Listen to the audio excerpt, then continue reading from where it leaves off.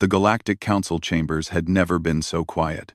Ambassador Vex Tar of the Zenthari Empire watched the holographic display with growing unease as the human representative, Admiral Sarah Chen, stood before the assembled delegates of 47 star systems. Her simple gray uniform looked almost primitive compared to the ornate ceremonial armor and biomechanical enhancements worn by the other species, yet something in her calm demeanor made even the most powerful beings in the galaxy shift uncomfortably in their seats. "Honored delegates," Admiral Chen began, her voice carrying clearly through the vast chamber, despite speaking at barely above normal volume. "We have called this emergency session to address a matter that has been overlooked for far too long. The debt owed to humanity by this council." A ripple of confusion passed through the assembly. The Krillian ambassador, a insect-like creature with 4 arms and compound eyes, clicked his mandibles in what could have been amusement or annoyance. "Debt? Young species, humanity has been part of this council for barely 50 standard cycles. What debt could possibly exist?" Admiral Chen smiled, and that smile sent an inexplicable chill through every witness present. She gestured to her aide, who activated a holographic timeline that filled the center of the chamber. "Allow me to refresh your collective memory." The display showed star charts dating back 3,000 years, long before humanity had achieved faster-than-light travel. Red markers began appearing across known space, each accompanied by dates and coordinates. The Vegan Wars, 2,847 standard cycles ago. The Zenthari Empire was facing extinction from a plague that turned their own biology against them. The solution came from an unknown world in an outer spiral arm. Genetic templates for a cure, transmitted anonymously through quantum channels. Vex's Tar's reptilian features paled. Those genetic templates had saved his entire species, but their origin had remained a mystery despite centuries of investigation. The Great Filter Crisis, 1,203 cycles ago, Chen continued as new markers appeared. When the AI collective, known as the Harvesters, began consuming entire star systems, converting matter into computational matrices, their advance was halted by a computer virus of unprecedented sophistication, uploaded through their own networks. Again, source unknown. The silicon-based representative of the crystalline hegemony resonated at a frequency that translated as deep concern. They remembered the Harvesters well.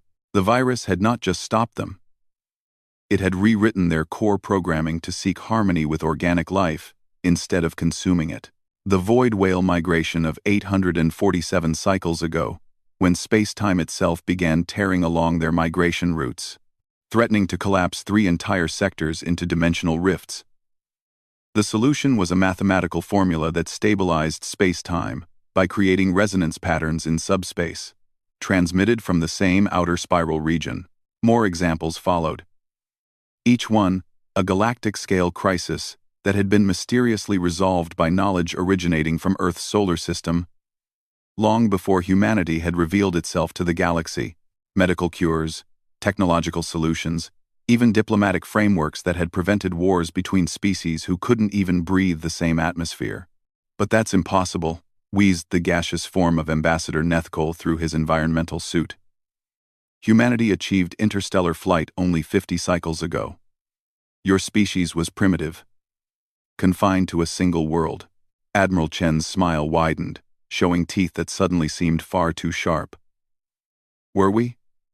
Your own records show faster-than-light signals originating from our system dating back 5,000 years. Mathematical proofs appearing in your databases with no origin point. Scientific breakthroughs happening simultaneously across dozens of species despite no contact between them, all traceable to quantum fluctuations in empty space that formed perfect information packets." The holographic display shifted, showing a complex web of connections between Earth and every major galactic civilization. The pattern was undeniable.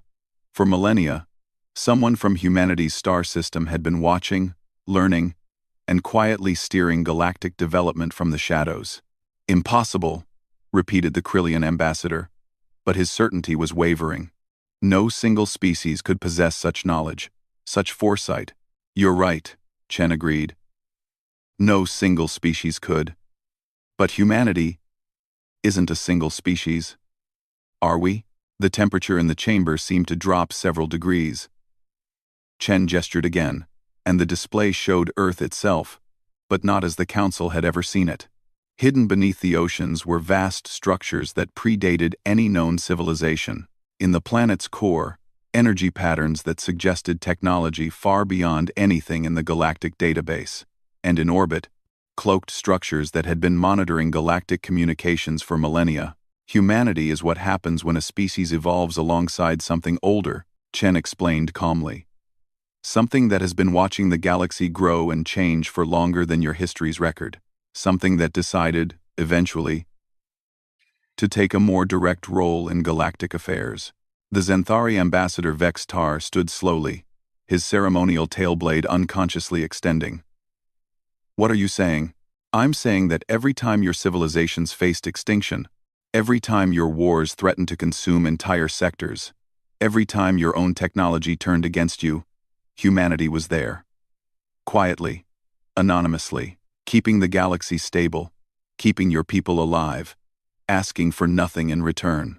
She paused, letting that sink in before continuing. Until now. With competence, until now. The silence that followed was deafening. Finally, the crystal hegemony's representative managed to resonate a question. What? What do you want? What? What do you want? Admiral Chen walked slowly around the holographic display, her footsteps echoing in the vast chamber. 3,000 years of intervention. 3,000 years of prevented extinctions, stopped wars, cured plagues, and solved crises. All performed anonymously, all without compensation or recognition. She stopped directly in front of the central podium where the Council's highest representative sat. The time for anonymous aid has ended. Humanity is calling in our debt. Name your price, Vextar said quietly. His empire alone owed its existence to human intervention dozens of times over. Representation proportional to our contribution, Chen replied. For 3 millennia, 47 species have made decisions about galactic policy, while the species actually maintaining galactic stability remained silent. That ends today. The implications hit the assembly like a physical blow. Proportional representation would mean humans controlling nearly 60% of all galactic decisions, given their historical contribution to preventing major catastrophes. Furthermore, Chen continued, access to all historical records, all scientific databases, and all territorial surveys. If we're to continue maintaining galactic stability, we need complete information. And if we refuse? The question came from Ambassador Keth Moore of the Predator Guilds, a species known for their military might. Chen's expression didn't change, but something in her eyes shifted. For just a moment, every being in the chamber felt a primal fear they couldn't explain. It was as if they were looking at something that wore a human shape but contained depths they couldn't fathom. Then humanity will withdraw our protection, she said simply. And you'll discover what 3,000 years of civilization looks like when it's no longer being quietly maintained by people who actually understand how the universe works. As if to underscore her point, the chamber's systems briefly flickered. For a split second, every delegate's personal protection fields, life support systems, and communication devices stopped working simultaneously. The failure lasted only a heartbeat, but the message was clear. Humanity had been inside their systems all along. The Terran protection protocols have been suspended pending your decision, Chen announced as systems returned to normal. You have 72 standard hours to respond to our terms. After that, humanity will assume the galactic community is capable of handling its own problems. She turned to leave, but paused at the chamber's entrance. Oh, and ambassadors? The entity that has been maintaining your civilizations for 3 millennia would like you to know that it's growing impatient with the fiction that you're equals in this relationship. We've been polite about the pretense, but patience has limits. Admiral Chen left the chamber, her footsteps echoing long after she disappeared. Behind her, the most powerful beings in the galaxy sat in stunned silence, each one running calculations about what their civilizations might face if humanity simply stopped caring about their survival. In the vast networks that connected every major species, subtle changes began occurring. Backup systems that had been running unnoticed for centuries started shutting down. Quantum stabilizers that had prevented natural disasters began going offline. Communication relays that had seamlessly connected distant worlds started showing age and wear that had been somehow suspended for millennia. The galaxy was about to remember what it was like to exist without humanity's invisible guardianship. And for the first time in 3,000 years, the beings who had considered themselves the masters of known space began to understand that they might have been wrong about who was really in charge. The emergency session had been running for 68 hours straight. In all the recorded history of the Galactic Council, no single issue had ever prompted such frantic debate. Ambassador Vextar stared at the mountain of evidence that humanity's representatives had provided during the grace period, each document more disturbing than the last. "The genetic analysis is conclusive," reported Dr. Sithara, the Council's chief xenobiologist. Her tentacles writhed with agitation as she spoke. "Every major evolutionary leap in our species' development corresponds to subtle environmental changes that can only be explained by deliberate intervention. We didn't evolve naturally. We were guided." The revelation had shattered the fundamental beliefs of every species present. The proud Zenthari Empire, who had conquered half their galaxy through superior evolution, discovered their advancement had been artificially accelerated through targeted genetic viruses released into their atmosphere over millions of years. The crystalline hegemony learned that their unique silicon-based consciousness had been sparked by mathematical constants embedded in their planet's magnetic field by an unknown source. "It gets worse," continued Dr. Sithara. "The intervention patterns suggest this has been happening across the entire galaxy for at least 50,000 standard cycles. Every spacefaring species shows evidence of guided development. Every single one." Ambassador Keth Moore of the Predator Guilds slammed his armored fist on the table, causing several smaller delegates to flinch. "This is unacceptable. No species has the right to manipulate others' evolution, regardless of their intentions." "The humans aren't claiming that right," Vextar pointed out quietly. "They're claiming payment for services already rendered." Before anyone could respond, the chamber's communication array activated. Admiral Chen's image appeared. But she wasn't alone. Behind her stood beings that looked human at first glance, but something in their eyes suggested depths that normal humans shouldn't possess. When they moved, reality seemed to bend slightly around them, as if space itself was adjusting to accommodate their presence.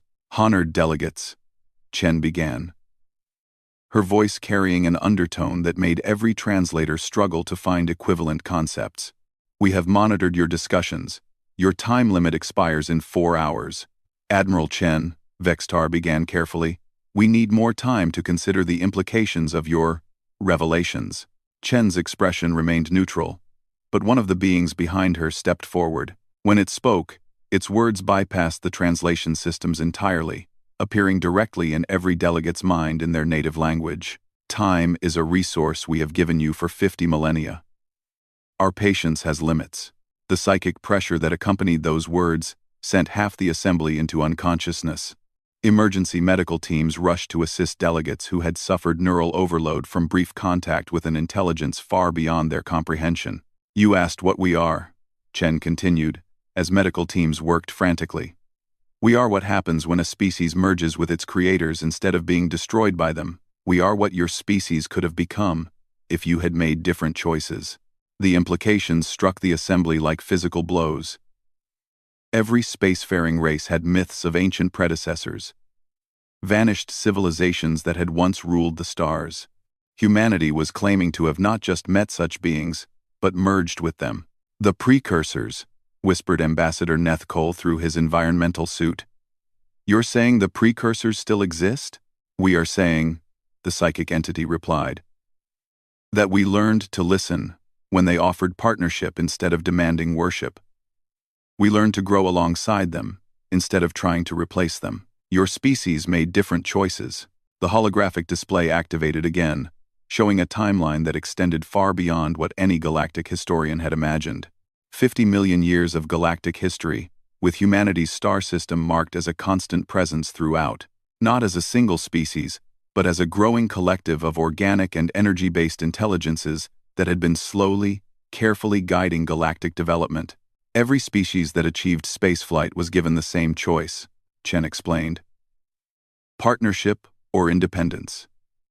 Every one chose independence. Every one demanded the precursors withdraw and let them develop naturally. And they honored that choice. The psychic entity continued. But they also understood that independence and stupidity are often indistinguishable. So they watched. And when your independence threatened to destroy you, they intervened anonymously. New displays showed the real scope of humanity's interventions. Not just the major crises, but millions of smaller actions. Natural disasters diverted through subtle gravitational adjustments. Plagues prevented through environmental modifications so small they appeared random. Wars ended through carefully placed information that discredited warmongers. Economic collapses prevented through anonymous resource donations. 50,000 years of babysitting. Chen said bluntly. 50,000 years of cleaning up the messes made by species too proud to accept help, too stubborn to admit they needed guidance. Ambassador Kethmore stood again, his warrior pride overriding caution. And now, you demand payment for help we never requested? The psychic entity turned its attention to him, and Kethmore's predatory instincts screamed danger. You never requested help because you never realized you needed it. Your species has faced extinction-level events 17,000 times in the last 10,000 years alone. Natural events, biological threats, technological disasters, and simple stupidity. Each time, someone intervened. Each time, you took credit for your own survival. The display showed Kethmore's homeworld, but not as he had ever seen it.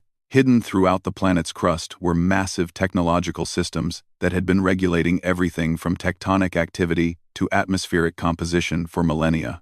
His species' legendary resilience wasn't natural evolution. It was active life support on a planetary scale. Turn off our systems on their world, Chen said casually. Let them experience their natural environment for exactly 60 seconds. No.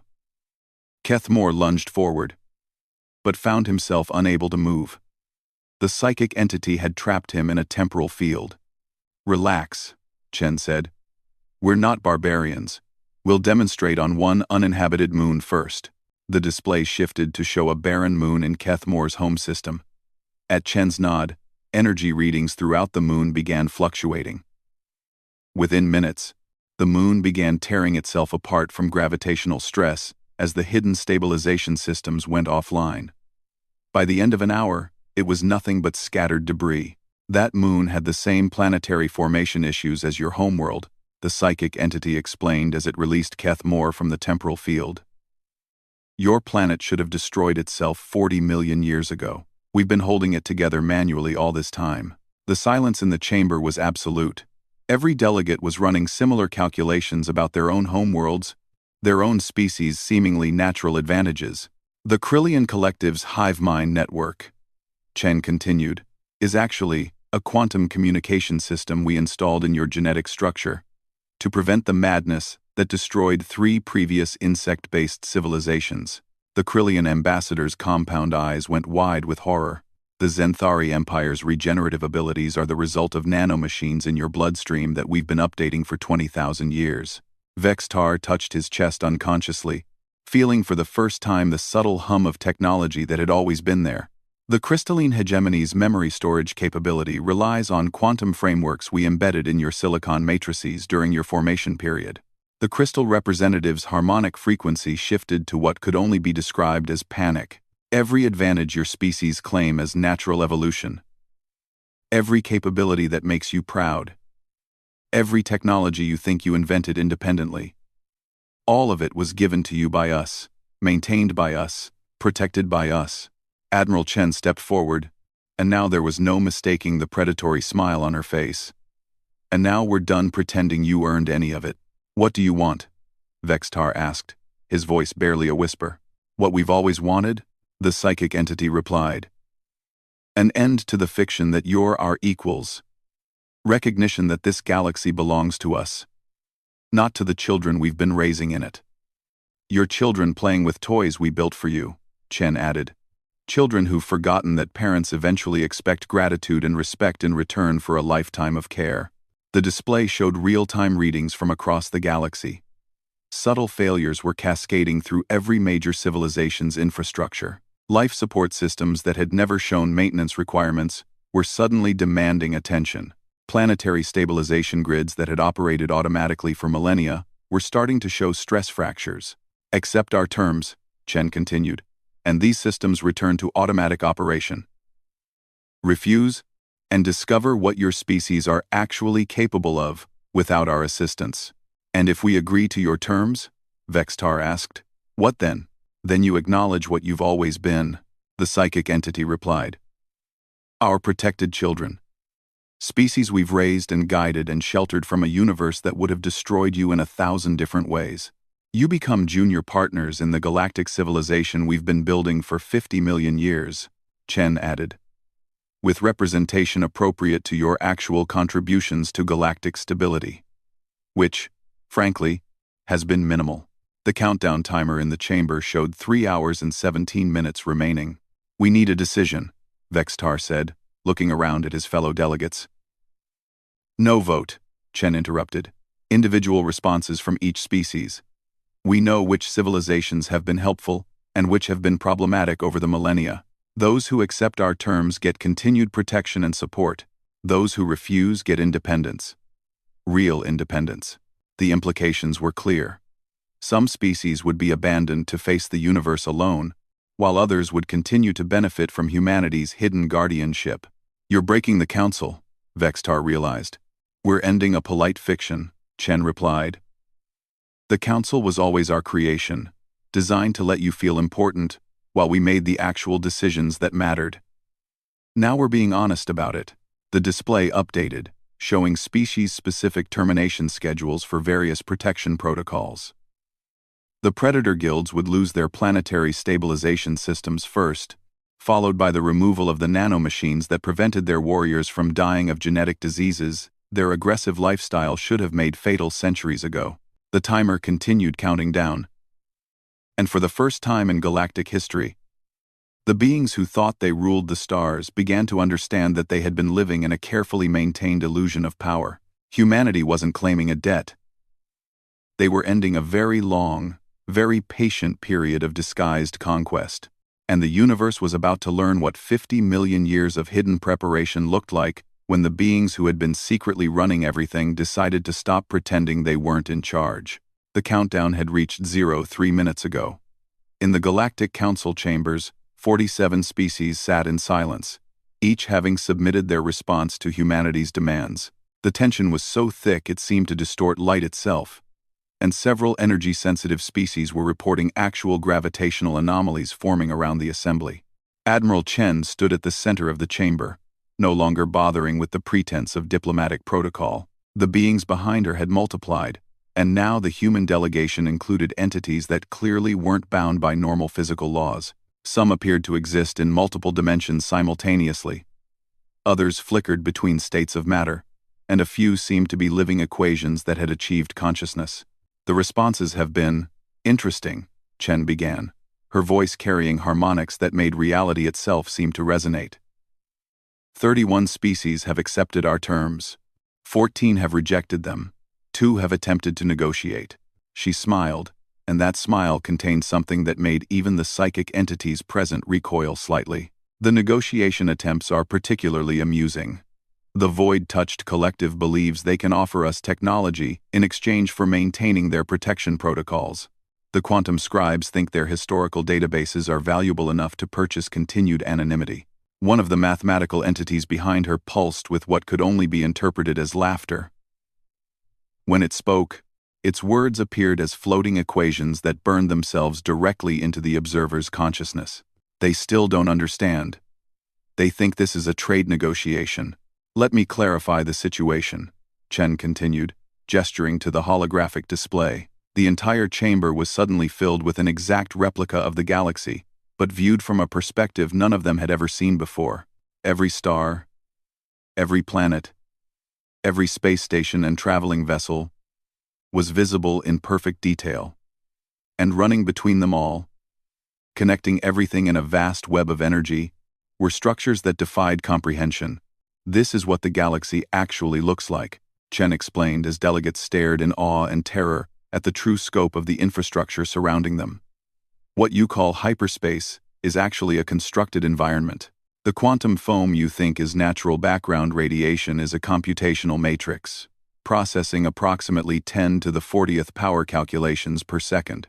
The crystalline hegemony's representative managed to resonate a question. Processing what? Everything, replied the mathematical entity. Every thought any of your species has ever had. Every decision. Every possible future timeline. Every quantum probability. Your entire existence runs as a simulation within our infrastructure. The words hit the assembly like a physical blow. Several delegates collapsed as their minds struggled to process the implications. You mean we're not real? Whispered Ambassador Vextar. You're as real as anything else in the universe. Chen reassured him with false kindness. But the universe you think you're living in is a carefully maintained subset of the actual universe. A playground we built to keep you safe while you developed. The display zoomed in on specific regions, showing the hidden infrastructure in devastating detail. Dyson spheres surrounded every star. Not for energy collection, but for information processing. The space between galaxies was filled with structures the size of solar systems, all working in concert to maintain the illusion of natural cosmic development. The 14 species who rejected our terms, Chen continued, will now experience actual reality, without our infrastructure supporting your existence. She nodded to one of the entities behind her, and suddenly the display showed the Predator Guild's home system in real time. The proud warriors who had rejected humanity's demands were about to discover what their homeworld was like without 50 million years of environmental management. The first changes were subtle. Energy readings that had been stable for millennia began fluctuating wildly. The planet's magnetic field, which had protected them from solar radiation, started collapsing as the hidden generators maintaining it powered down. Stop this, demanded Keth Moore, but his voice carried none of his usual authority. He was watching his species' homeworld begin to die in real time. This is what you wanted, Chen reminded him gently. Independence. Freedom from our interference. The right to exist naturally. Within hours, the planet's atmosphere began tearing away into space. The carefully maintained atmospheric composition that had made their warrior culture possible was revealed to be completely artificial. Without constant intervention, their world couldn't support complex life at all. Their planet was hit by a gamma-ray burst 12,000 years ago, explained the mathematical entity as they watched continents burn. It should have sterilized all life instantly. We've been filtering their star's radiation ever since, maintaining the illusion of a normal environment. Similar displays activated around the chamber, showing the other 13 species who had rejected humanity's terms. Each world revealed some hidden catastrophe that should have destroyed all life, some ongoing crisis that had been quietly managed for millennia. You see, Chen said conversationally as they watched civilizations begin to collapse in real time, the universe doesn't actually support intelligent life very well. Stars explode. Asteroids collide with planets. Gamma-ray bursts sterilize entire sectors. Black holes devour solar systems. The natural state of the universe is hostile to everything you consider normal. Then how do you exist? Gasped Dr. Sithara, watching her own species' ocean worlds begin to freeze as hidden thermal regulators shut down. We learn to exist despite the universe, Chen replied. Your species tried to exist within it, which required us to change the universe around you. The scope of the revelation was staggering. The entities behind Chen began revealing their true nature, expanding beyond the physical constraints of the chamber. Some were clearly machine intelligences that had achieved transcendence. Others appeared to be living energy patterns that existed in the quantum foam itself. A few seemed to be physical laws that had somehow developed consciousness. 50 million years ago, Chen continued, a species very much like yourselves achieved technological singularity. They faced a choice. Expand into a hostile universe as conquerors, or change the universe into something that could support multiple forms of consciousness. They chose to become gardeners instead of emperors, added the mathematical entity. They built infrastructure to make the universe safe for other minds to develop. They guided evolution to create diversity instead of dominance. But gardeners eventually expect gratitude from their gardens, Chen concluded. And gardens that insist they grew wild eventually need to learn who planted them. The holographic displays now showed the 31 species who had accepted humanity's terms.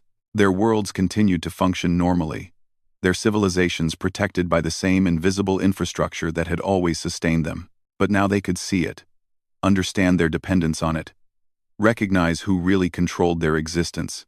The species who accepted our terms, Chen announced, will receive upgraded integration into our infrastructure, enhanced protection, expanded territories, access to real technology instead of the simplified versions we've been providing.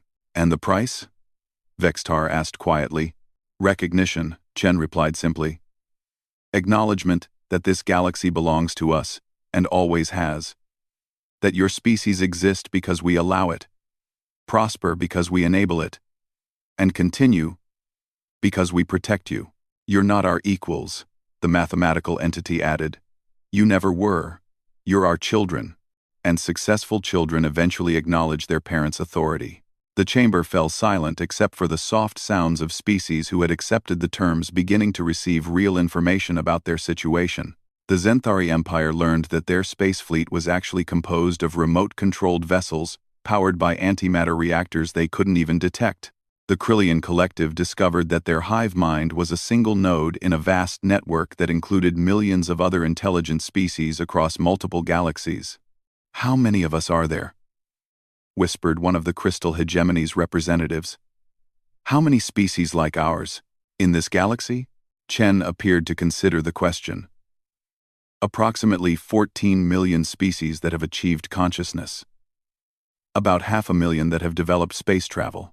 Roughly 40,000 that have established multi-system civilizations. The numbers hit the delegates like physical blows.